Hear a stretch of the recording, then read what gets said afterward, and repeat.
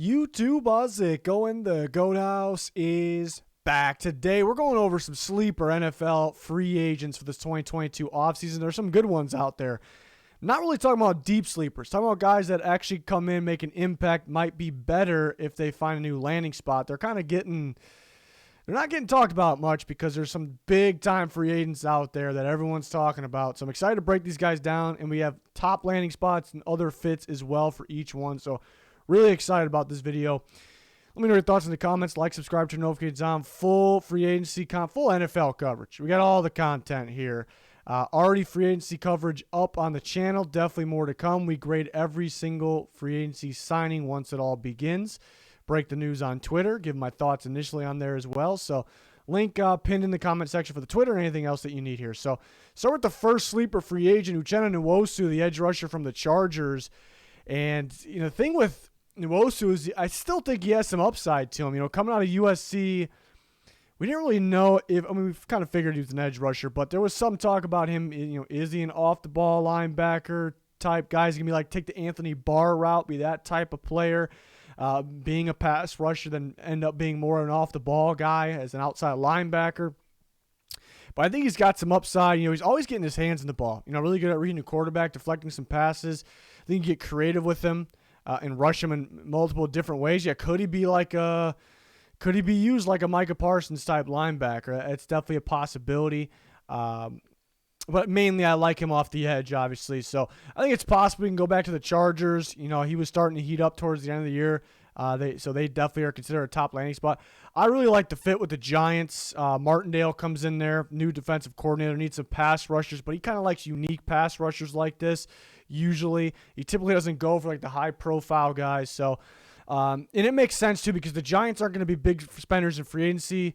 NWOSU's a tricky one on how much he'll get paid, and that's kind of how this video is. Last year we did this video, and I had Carl Lawson as my top sleeper, and then in a way I was kind of right about, he didn't end up being a sleeper, but he ended up being, the other teams thought he was better than what the media thought as well. He got paid a lot from the Jets. He was getting offered like crazy, so I don't think it'll be a Carl Lawson situation where he get paid nearly that much, but could he get paid more than we think? But the Giants expect to be a little quiet in free agency. So this would make sense. They'd be able to pull this off. And the Broncos could use some more edge rush help. And they got money. Most of it might be tied to figuring out the quarterback situation, re-signing some linebackers, corners, things like that. So maybe kind of get an under-the-radar guy here. Patriots get unique with their pass rushers. This, to me, again, is a unique pass rusher. The Falcons, who are a little tight on cap space, can create a good amount for a team being very tight on cap space. But since they're limited right now, kind of a budget pass rusher that would make sense in Dean Pease' scheme. The Ravens, who've kind of been looking for this type of edge rusher, but could they be changing things because Martindale's out? The Cardinals could be looking for a budget pass rusher as well. We'll see what they do with Chandler Jones. And then some kind of more fits. There's kind of tiers here, And sometimes, some of these guys, the also great landing spots, some of those teams are just as deserving of being in that top three. I kind of decided I'm choosing three. Then we got the next tier. Then we got the last tier that I just think are fits. Vikings moving to more of a 3-4, but they'll give some multiple looks. Jaguars could use another guy. The Dolphins always like these unique type guys. And the Lions could use another edge rusher in their scheme as well. So, I really like NWOSU. I think somebody's going to get a steal. I'm just always curious the price tag for these guys. You'd think it should be under $10 million a year, that's for sure, but some team could realize his upside and take him for, I really think it'll be under that, but we will see. Even Lawson, who I thought was better than people thought, he ended up getting more than I thought too, so we'll see what happens there, but that's a pretty good pass rusher that people are sleeping on. Let's talk about a cornerback, DONTE Jackson. He's kind of a bigger name too, but he's kind of getting, swept under the rug a little bit because you got guys like J.C. Jackson. You got guys like Stephon Gilmore, who was, he was with the Patriots and then was with the Panthers. Where DONTE Jackson was with the Carolina Panthers this year, and that's where he's been his young career so far. You have Carlton Davis. You got some big time cornerbacks there, and people forget about DONTE Jackson. What I like about DONTE Jackson here is He played more of a cover 3, more zone in his early career. He's still in his early career. But 2020, yeah, a lot of cover 3. That defense started to really pick it up. I liked him in that cover 3 scheme. But then this past year, they wanted to shift more towards man. Remember, they got J.C. Horn. I'm starting to think, yeah, maybe they're going a little more towards man here. They did do that. And Jackson played their most snaps at the cornerback position there due to injuries, and he missed a little bit of the season towards the end. But I like the experience there. I like the zone, and then kind of a strictly cover 3 is zone, but then kind of a strictly cover 3 scheme in 2020, and then pretty much a strictly one of the more man coverage teams in football last year. I like that experience. That's kind of rare right there. So I actually, maybe a little bold, I didn't put the Panthers in the top 3. They definitely can get them back, but J.C. Horn's one of their guys. C.J. Henderson, he could be a starter alongside J.C. Horn. It's a pretty good duo for the future, but they value the cornerback position. I think it would be ideal for C.J. Henderson kind of be that number 3, find a guy to pair with J.C. Horn. I'm almost leaning towards Stephon Gilmore, perhaps over Donte Jackson. I kind of got the feeling that they were preparing for life without Donte Jackson. They didn't want to pay him the giant contract or whatever. Well, I don't think it'd be giant actually, but pretty big. I think he's going to get more money than people out there think. That's what I'm thinking. This could be kind of different position, but could be the kind of the Carl Lawson. Like people are like, we're starting to feel like, okay, this guy might be more popular than we think. And then, wow, look at that price tag he got. He does have upside. I think Jackson could be around that range. The Raiders with Patrick Graham coming in there, he likes to mix up coverages. He was more of a zone guy this past year. A little bit of everything. Some 2-man under in there even. And then 2 years ago, you saw a little bit more man coverage with some zone. So I thought that made sense. The Raiders have some money. They have future money. This is kind of a future signing. You signed Donte Jackson for right now, but also what he can be. You don't sign him to a 1 or 2 year deal, in my opinion. You sign him a 3 or 4 year deal. That makes sense for the Raiders. Makes sense. The Jets, it's interesting because the Jets have a lot of cap space. They're a young team. Donte Jackson's very young. Why it's interesting is they ran quite a bit of man coverage last year, and just like the Panthers did. And it was a little surprising because the personnel that they had and Robert Saleh was more of a zone, more cover 3. Remember we talked about the Panthers went from cover 3 to man, so some similarities there. I thought that was interesting. So I think they can view him as a fit. And the Colts going towards more of a cover 3 scheme, adding Gus Bradley. They haven't been valuing corners. I kind of sense a little bit of change there, so maybe they value corner a little bit more. So I thought that was an interesting landing spot, but I really look at the Raiders and the Jets there. Definitely can land back with the Panthers. It could be J.C. Horn, Donte Jackson, C.J. Henderson, definitely possible. The 49ers, they really mixed up their coverages this past year. I think they're going to clear space with Jimmy Garoppolo, and they don't have too many needs, really. Corner could be one of them, so that would make sense. The Chargers, another team that mixed it up. They ran cover 4 and cover 3. It's what Staley likes to run. Well, actually, he doesn't normally run cover 3. Last year, he actually ran more cover 3 than we normally used to. He really wants to be a cover 4, maybe implements a little bit more man in there. I think Jackson can work in a little bit of that. And then some more fits, some corner needy teams there. But in terms of coverage concepts, scheme in general, the first teams I was talking about made a lot of sense. So this is a sneaky guy here. Look at what Shaq Griffin got last year, maybe a little bit more than people expected, over $14 million per year, around that range. I think that I might actually like Jackson a little bit more, to be honest. So I think he could be around that range. Might surprise some people if you get him for. I can also see a scenario where he goes for like $12 million a year. Be a pretty good deal there. Maybe less. It'd be a pretty good deal. A lot of these guys, it's a little bit of a mystery on how much money they will get per year. So I'm curious. I'm really looking forward to seeing if teams are overpaying with these guys or getting a steal. I think it's going to be one or the other, really. Next up, MARQUEZ Valdes-Scantling, the Packers receiver who Rodgers speaks highly of. Still a young receiver, but in his younger days, just kind of known as a guy that's got some speed, but he drops the ball in some crucial moments. He's been getting a little bit better catching that ball, but you just keep noticing that he just consistently gets separation. Like, he gets open downfield. It seems like he's doing a better job reading coverages, too. It just felt like, and they missed him towards the end in the 49ers game. The playoffs, they had him. They might have won that game because they were doubled up on Devontae Adams there. And then, again, Rodgers speaking highly of him. That you feel that he wants to play with him still. Maybe Devontae Adams is number one on that list. But so I think it's a possibility he goes back to the Packers. Could be a little bit on the cheaper side. Could this be that surprise guy that teams are like, okay, this guy might be legit and he's getting better. Let's give him that money. Let's pay him. We need this guy. And the Jets could use some outside speed. Elijah Moore's got the inside speed. Corey Davis is a little bit of a inside-out guy, possession-type receiver.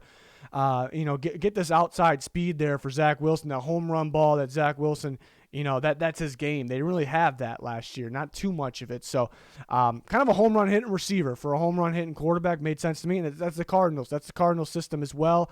They got DeAndre Hopkins, who's a do-it-all type guy. Christian Kirk fell in the category of this, even though they're different body types. But Kirk would disappear too much. He's almost A.J. Green's body type. But then that home run hitting speed guy like Christian Kirk, you're kind of putting those guys together, and you get VALDES Scantling here, which I think would fit the Kyler Murray ball there at Arizona. So I really like the fit.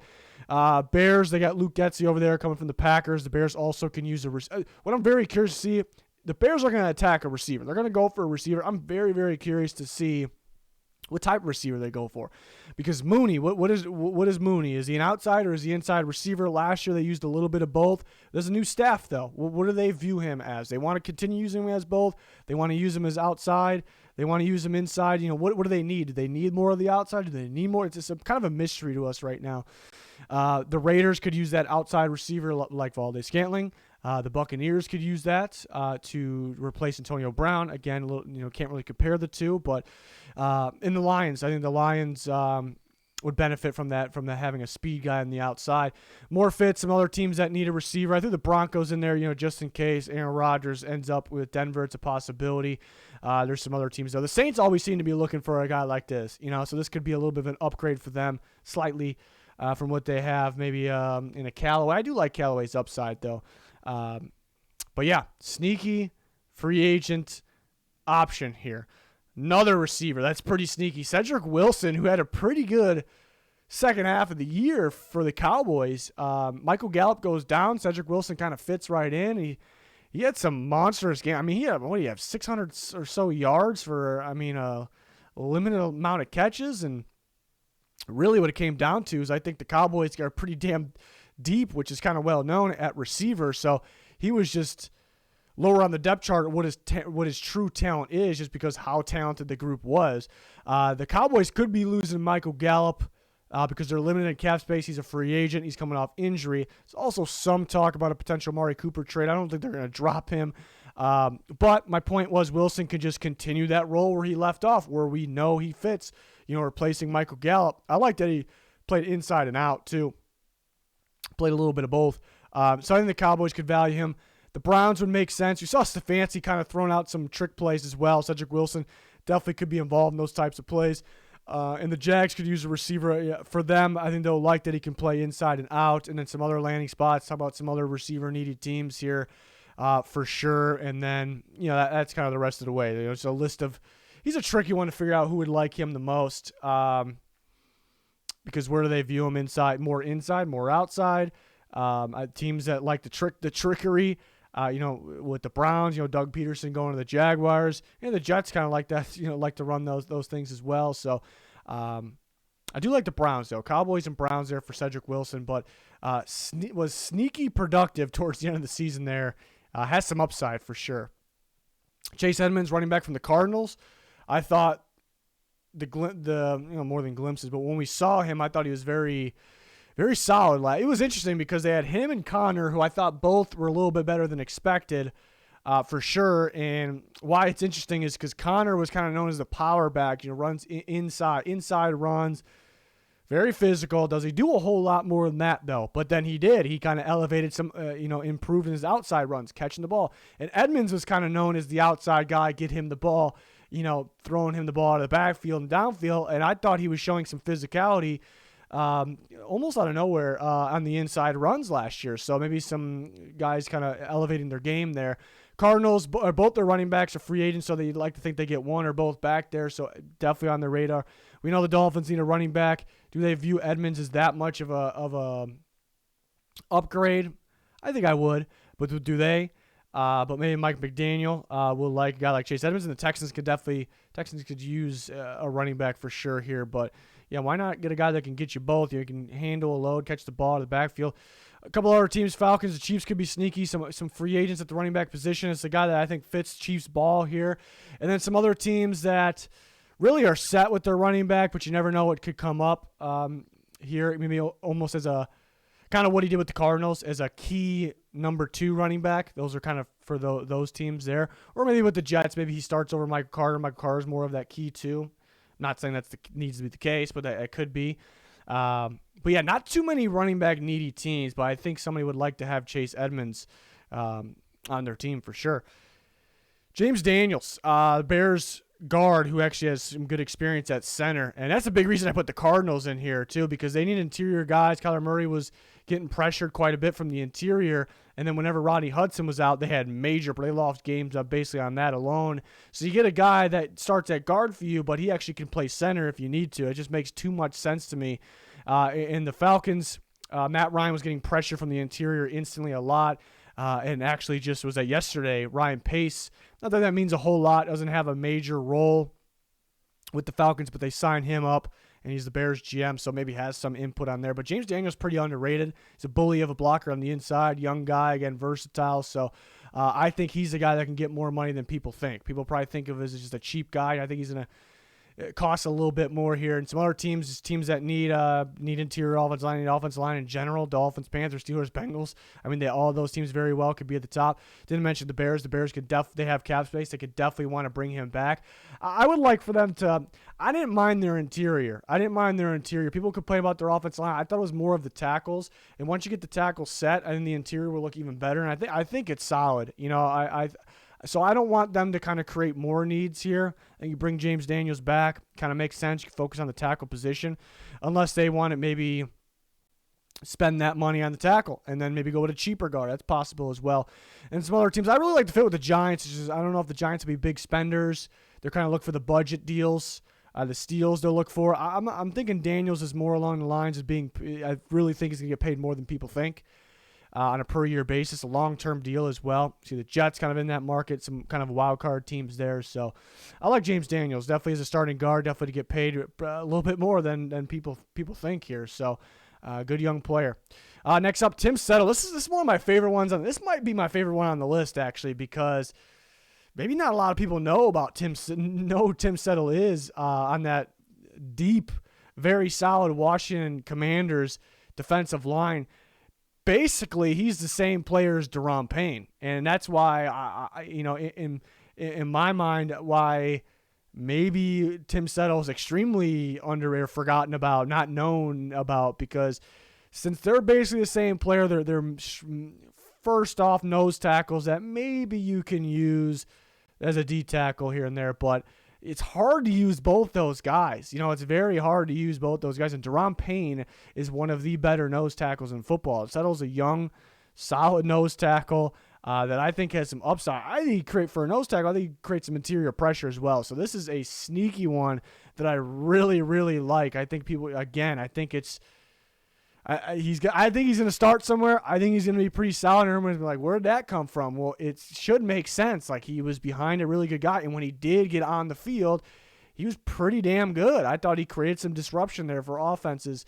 The Raiders need a 3-man front. For sure, this would be a nose tackle for them. The Browns definitely could use a nose tackle. They can use a defensive tackle in there as well. So it makes sense. The Chargers are trying to, I think, number one on their list. I'm pretty sure Brandon Staley actually came out and said number one on their list is figuring out how to stop the run.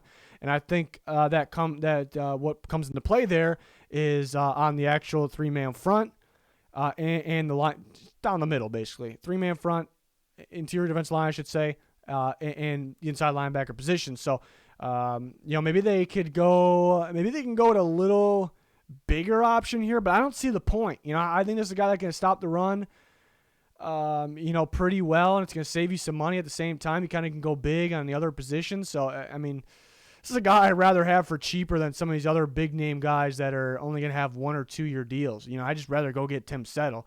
Could go back to the Commanders. I don't think so, though, because I think he should be a starter somewhere. It's just if he goes back to the Commanders, it's because teams are sleeping. They're just really sleeping out there. The Ravens, Brandon Williams, he'd be a replacement for. Brandon Williams is a big name nose tackle. He's a free agent. I think more likely the Ravens try to bring Brandon Williams back. Remember they did let Pierce go, but I think that was because they like Williams a lot. But this could be a kind of that young replacement there for the Ravens, and I think the Ravens would value a guy like Settle too, because they know their guys that stop the run.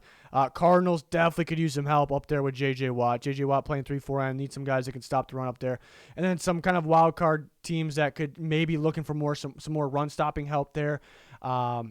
It's a sneaky one. I say that about all these guys. So this is a real sneaky one. I think he could be going from a rotation guy to a key starter. And there's not too many great nose tackles in football, so he could be known as one of the better ones in just a couple of years. I really think so. And then one more here, Jordan Whitehead, who had a fantastic year, the safety from the Buccaneers. He had a fantastic year. I think the Buccaneers would like to have him back. That's why they're up there. He fits their scheme, but they're a little limited cap space. That's really not the problem. I think they can kind of get him back cheaper than maybe you would think if it's the Buccaneers. But they have a long list of key free agents, so they're gonna have to pick and choose. We don't want to let all of them walk. We don't want to let any of them walk, but we're gonna have to let some of them walk here. So that it'll be interesting to see what they decide there. But we know he fits the Buccaneers. I think he'd fit strong safety for the Steelers. Pairing with Mika Fitzpatrick. The Steelers kind of could go back to playing a little bit more with more man and more blitz, like they did 2 years ago when they maybe had the best or second best defense in football. Felt like it was them and the Rams 2 years ago. That would make sense, kind of going back that route, and then Whitehead would for sure fit that and help you go back to that. In the Lions, it looked like they were trying to use some safeties in the box a little bit.